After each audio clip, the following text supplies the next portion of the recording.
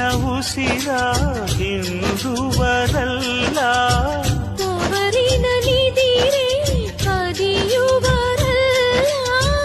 ಹೆಣ್ಣಿಗೆ ದೈವ ಪತಿಯಂತೆ,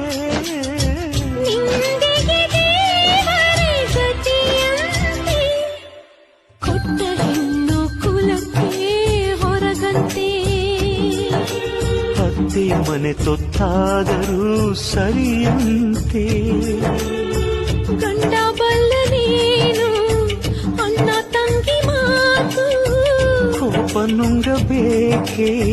ತವರು ತಾನೆ ಸೋತು, ಬಾಲ್ಯ ಚಂದವನ್ನ ಬಾಳು ಚಿಂತೆಯಮ್ಮ